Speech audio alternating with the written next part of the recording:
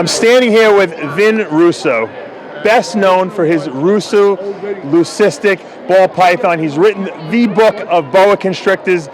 You don't need to know anything else other than this book.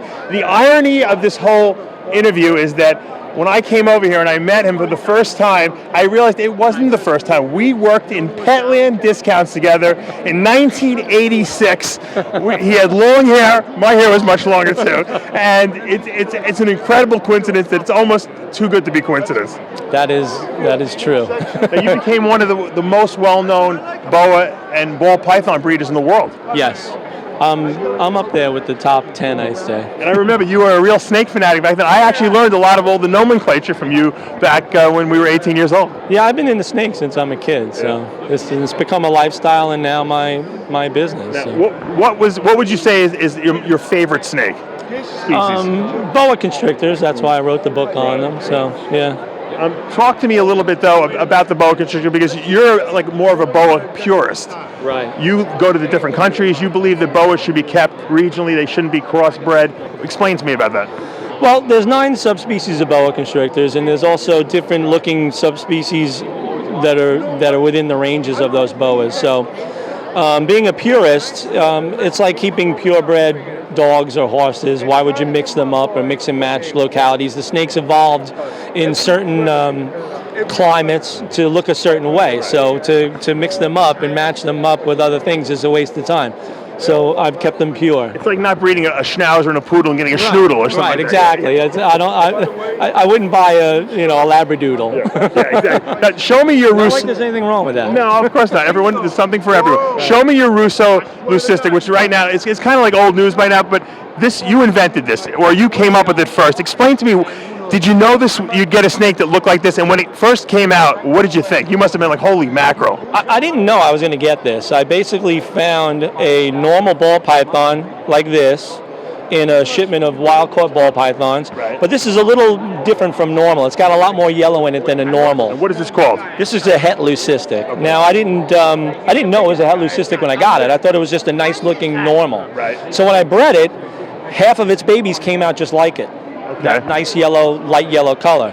Then when I bred the nice yellow colored snakes to each other, I made the first leucistic. That was 2001. And I'm sure I didn't know what the hell was going on. I didn't have the faintest idea. I couldn't believe it. Genetically, what is going on? Explain to our viewers. Well, you've got an incomplete dominant gene, meaning that the recessive morph has a visual indicator of being different. A gene carrier for the leucistic. So this compared to a normal ball python is about 5 shades lighter. Right. So, it's in reality. You're creating a super gene. You got 2 of those hets. The genes. pure white snake is the super form, exactly. Now we've seen this is a pure white snake with blue eyes. We've seen ones with black eyes. What's the difference? The black-eyed snakes are called super fires, and their het is called a fire.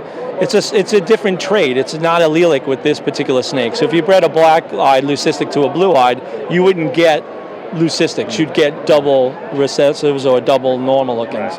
So it's a completely different trait. Yeah. I was looking at these are some of your newer snakes, which I really think are cool. They're called ultras. Yeah, this is an ultra right Explain here. what that is. It's this is a trait on its own. It came out of Africa looking this way. Amazing. And in looking. the beginning, people called them caramels. So this right here is a caramel. But this looks like a lighter orange. They thought they were one and the same, just different shades of color, but in reality, they're 2 different traits. So when I bred the 2 to each other, I ended up getting normal snakes. And you knew something was up. I thought something was up, right? I'm like, I should have gotten caramels, and I didn't. Right. But now when I breed them to each other, I get the double recessive, which is the Camarillo, this is a caramel ultramel. Wow. And, That's awesome. Then I bred it into a pinstripe to make a pinstripe ultramel. So these are some of the craziest looking things I've seen in this whole expo. Yeah, I mean, it looks like candy. I mean, it's. Now I know boas are your passion, but it seems like it seems like you're still into the ball pythons pretty good. I got into the balls many years ago, and I got into them because I like them. I always tell people when you get into reptiles, get something you like. Don't get into something just because everybody else is doing. When they name a snake after you, know you did something right. Yeah. Well, luckily I didn't name them after myself. The people in the Someone industry else did. Yeah. All right, show me. This one is also very impressive. I've never seen a boa that gets this red, and this is not.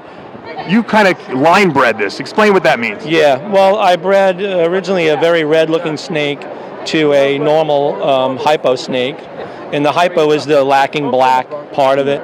And I got some really nice orangey reddish snakes, and in multiple generations of breeding them to each other, I've come to the point where I'm getting these nice red and orange snakes. Will they get redder as they get older? They definitely get redder as they grow, for sure, because red takes a while to manifest itself in boas.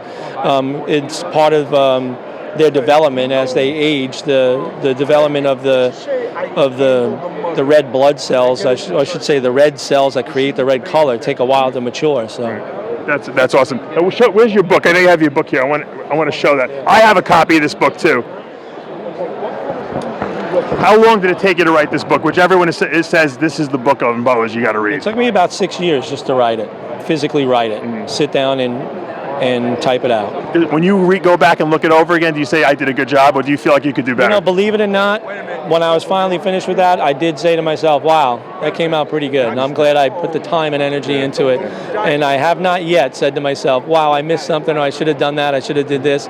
I took my time and did it exactly the way I wanted it to. I'm about halfway done with it, and I love it. And I want to say it's great seeing you and meeting you again, and hopefully we'll remain friends.